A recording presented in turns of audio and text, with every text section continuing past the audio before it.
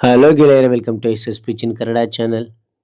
ಈ ಒಂದು ವಿಡಿಯೋದಲ್ಲಿ ಕಾರ್ಮಿಕರ ದಿನ ಕಾರ್ಮಿಕರ ದಿನದ ಕುರಿತು ಸುಲಭ 5 ಸಾಲುಗಳ ಮಾಹಿತಿ ತಿಳಿತಾ ಹೋಗೋಣ. ಈ ಒಂದು ಸುಲಭ 5 ಸಾಲುಗಳ ಮಾಹಿತಿ ಅಂತ ನಿಮಗೆ ಇಷ್ಟವಾಯ್ತಾ? ಇಷ್ಟವಾದ್ರೆ ಒಂದು ಲೈಕ್ ಅನೇಕ ವಿಡಿಯೋ ಪ್ರೋತ್ಸಾಹ ತುಂಬ ಸಿಗುತ್ತೆ. ಇನ್ನೊಬ್ಬರಿಗೂ ಶೇರ್ ಮಾಡಿ ಸಾಧ್ಯ. ಇಂಥ ಅನೇಕ ವಿಡಿಯೋಗಳ ಚಾನಲ್ ಸಬ್ಸ್ಕ್ರೈಬ್ ಆಗಿ. ಹಾಗೆಯೇ ನಿಮಗೆ ಯಾವ ರೀತಿಯ ಪ್ರಬಂಧ, ಯಾವ ರೀತಿಯ ಭಾಷಣ ಬೇಕಂತೇಳಿ ಕಾಮೆಂಟ್ ಮಾಡಿ ಅಂತ ಹೇಳ್ತಾ ಒಂದು ಮಾಹಿತಿಯನ್ನು ಕಲಿತಾ ಹೋಗೋಣ ಬನ್ನಿ.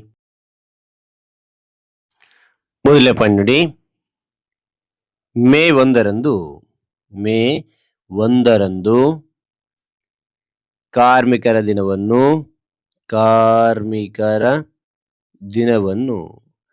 ಆಚರಿಸಲಾಗುತ್ತದೆ. ಕಾರ್ಮಿಕರ ದಿನವನ್ನು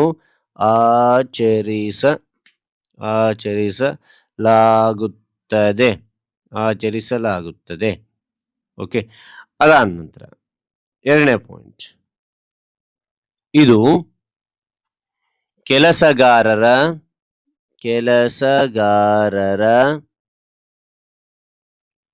ತ್ಯಾಗ ಮತ್ತು ಶ್ರಮವನ್ನು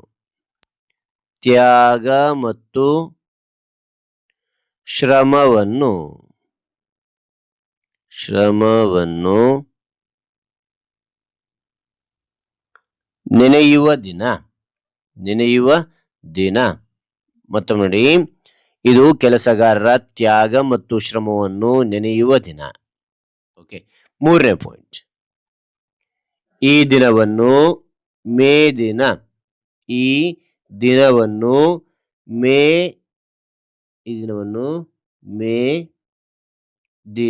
ಎಂದು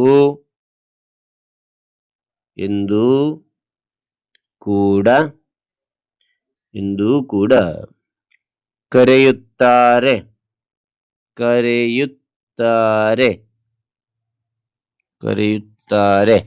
ಓಕೆನಾ?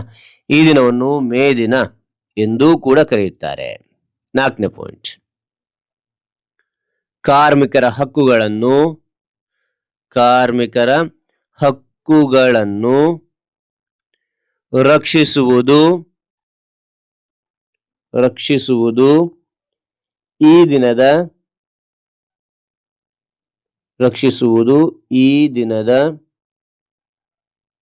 ಉದ್ದೇಶವಾಗಿದೆ.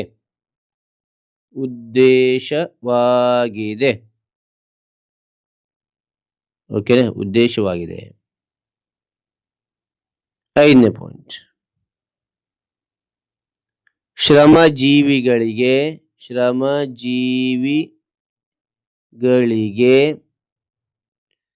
ಗೌರವ ನೀಡುವುದು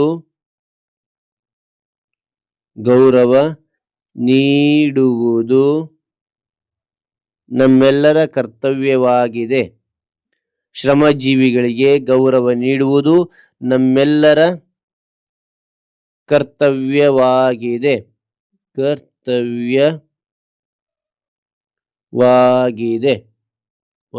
ಓಕೆ, ರೈಟ್. ಹಾಗಾದರೆ ಒಂದು ಮಾಹಿತಿ ಅಂತ ಇಷ್ಟವಾದ್ರೆ ಒಂದು ಲೈಕ್ ನೀಡಿ. ಹಾಗೆ ನಿಮ್ಗೆ ಯಾವ ಒಂದು ವಿಷಯಕ್ಕೆ ಪ್ರಬಂಧ ಬೇಕು, ಭಾಷಣ ಬೇಕಂತೇಳಿ ಕಾಮೆಂಟ್ ಮಾಡಿ. ಆ ವಿಷಯಕ್ಕೆ ತಕ್ಕಂತೆ ನಾವು ವಿಡಿಯೋ ಮಾಡಲು ಪ್ರಯತ್ನ ಮಾಡ್ತೇನೆ ಅಂತ ಹೇಳ್ತಾ, ಮತ್ತೊಂದು ಹೊಸ ವಿಷಯದೊಂದಿಗೆ ಮತ್ತೊಂದು ಹೊಸ ವಿಡಿಯೋದಿಂದ ಭೇಟಿ ಆಗ್ತೇನೆ. Thank you for watching.